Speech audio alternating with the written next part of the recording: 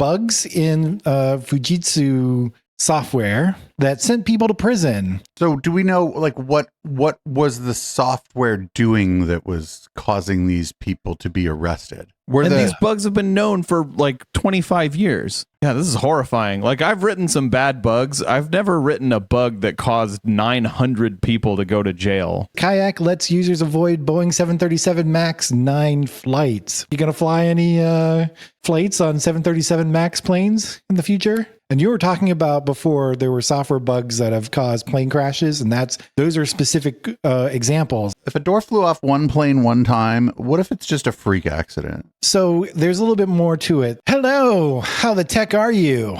I am historian Matt. I'm a co-producer and one of the hosts here on this show, our weekly show about tech news. I have 2 stories today. Both of them, it's kind of like, it's not the actual story that's the issue, but everything behind it. So we're going to probably dig a little deep into this, but my first story is basically there are bugs in Fujitsu software that sent people to prison. So basically Horizon Software, which is a subsidiary of Fujitsu, that was installed. Basically, they installed a system in post offices in the UK that included bugs that led to 900 sub postmasters and sub postmistresses being convicted of fraud, and a number of them were sent to prison. Not all of them were sent to prison. And apparently the new information that came out is that these bugs were known all the way back in 1999 when the system was first installed, and they weren't really noticed until about 2015 when all these convictions went through. So the convictions happened between 1999 and 2015. And it wasn't until 2015 that people noticed, hey, there's actual bugs that are causing these problems that you're convicting people on. So the convictions have been started to be overturned. Only 93 so far have been overturned, but it's an ongoing process. And apparently, like during this whole thing, like the prosecutors in courts, even though the company knew about these 29 bugs, they were not. The prosecutors in courts were not told about the bugs, which could have exonerated all these people. So what do you guys think? So this is a case of software bugs sending people to jail. This is fucking horrifying. So do we know like what was the software doing that was causing these people to be arrested? So I didn't write down the details. It wasn't actually in the this article because it's a story that's been going on for quite a while. But from what I can tell, it was like, I don't know if it was accounting software or like tracking software for the post office, but either way, it was tracking something, and it was just basically like losing track of certain things, which made it look like these sub postmasters and postmistresses were basically like stealing stuff. And when your tracking software just looks like things disappear, it looks like somebody's stealing stuff. Good Lord. These bugs have been known for like 25 years. So were the items, and I know I'm asking you questions you may not know the answer to here. Were they like items in the mail, or was it like stuff going on in the office? Do you know? I don't know specifically, but it was either like stuff in the mail getting lost or money coming into these post offices that were disappearing, lose tracks. I don't know exactly. It wasn't real clear from another source that I used what exactly the software was being used for. So I think the higher ups at this company that put out this software, if they knew about this, they should probably be facing prison time for this. Yeah, you would think so. Some sort of, so far there's only been an apology, which I'm sure helps all those people who are convicted. Yeah, literally hundreds of people falsely convicted. Yeah, like nearly 1,000. Some of whom are still in jail, even though everybody knows they didn't do it, just because it's taking a long. You would think that, by the way, and you would think that you could just release all these people that were convicted under this and do the paperwork later, right? Shoot first, let God sort them out sort of strategy on letting these people go out of jail. Yeah. Yeah, this is horrifying. Like, I've written some bad bugs. I've never written a bug that caused 900 people to go to jail. That's fucking insane. Yeah, I've worked on projects that were, kind of dangerous if you had bugs in it. And, we worked it out. We didn't have any problems, but yeah, it didn't have any issues of people going to jail over it. That's got to be one of the worst bugs that's ever been written, or one of the, however many bugs it was. But there have been a few bugs in like medical equipment that have caused people to die. And there were some bugs in like some aeronautics equipment that caused like planes to crash and spaceships to crash. But yeah, a bug that sent 900 people. Well, it says 900 people were convicted of fraud. Were all those 900 sent to prison? No, I think a number of them, because it's like, fraud. And basically, I guess in some cases, it wasn't like enough money involved so basically they were just fined basically. And they probably lost their job, but they didn't actually end up in jail. So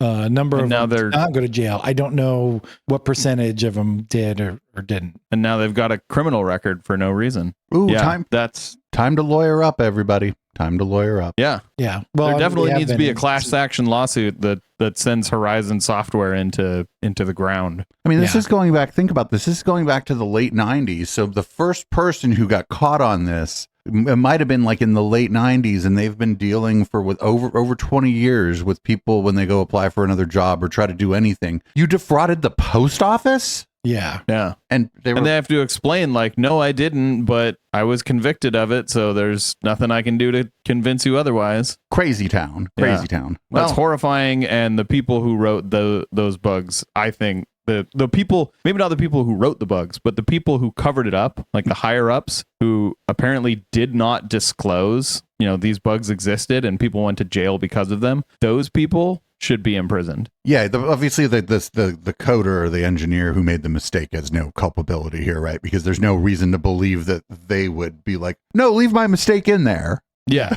Yeah, that wasn't done with malice, but the people hiding it, that's absolutely done with malice. Like, you don't hide something like this because you're, I don't know, a good person. Like, you hide something like that because you know it's going to hurt you. Well, I mean, that's part of the process of software, right? Like, if you're a software engineer, you write bugs, you try not to, but you write bugs, and then people find them and you track them, and you hopefully eventually get them fixed. But as we all know, like, management has time constraints and they keep you from fixing all the bugs. Like there are reasons that you would want to keep a bug private, like keep a bug out of public knowledge. Basically, those reasons are if the bug is exploitable. So like there's like a CVE database of basically exploitable bugs that you could use to hack something. And those bugs, like the process of that, usually, if everyone's following the best practices, is you tell the company whose software it is first. They're the first person.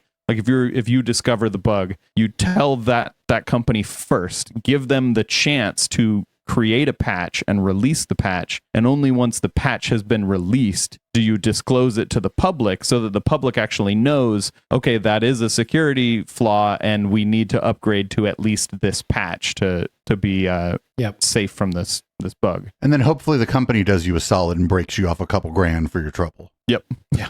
Yeah. Most companies do have bug bounties. Yeah. Hopefully they do you a solid and be like, well, you found this and that's great, because if somebody else would have found this and started exploiting it, this would have cost us way more than $2,500. So here's $2,500. Please. But also sometimes please the bug bounties are way more than that. But I'm just saying that, like, I don't know the exact number here, but anyway, what else you got, Matt? All right. Kind of on the same theme of bugs, but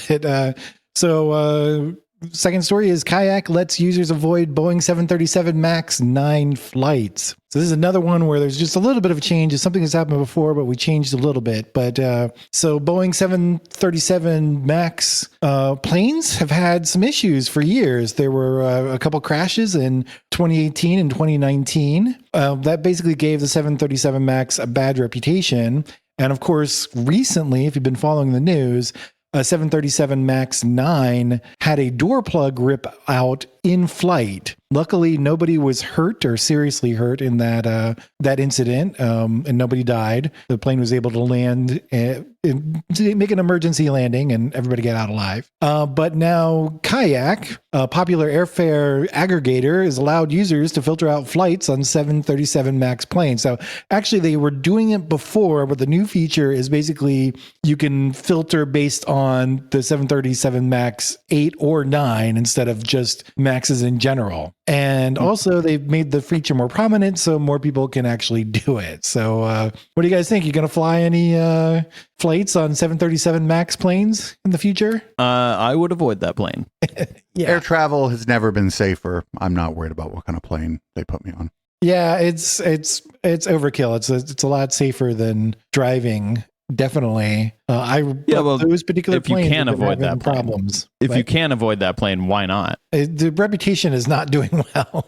I heard, and I haven't confirmed this, so don't believe me, but it confirms my internal biases, so I choose to believe it, that the 737 MAX 9 was Boeing's first plane that was made entirely without union labor. Oh, I don't know about that. I wouldn't be surprised. But the issue, so the 737 MAX 8 was, I think the two planes that went down in the 2018 and 2019.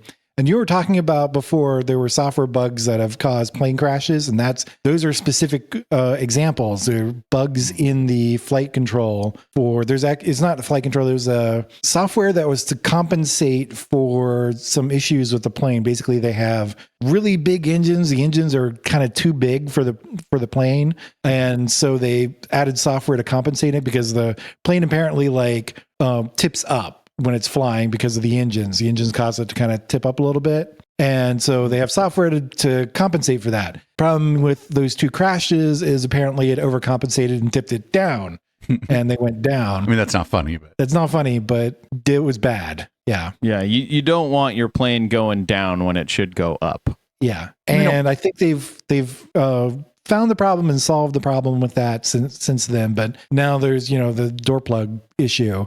People are speculating that Boeing has been taken over by people who are more concerned with profit than safety, and they're cutting a lot of corners, and the quality of their work has been going down. I'm sorry, do you mean capitalists?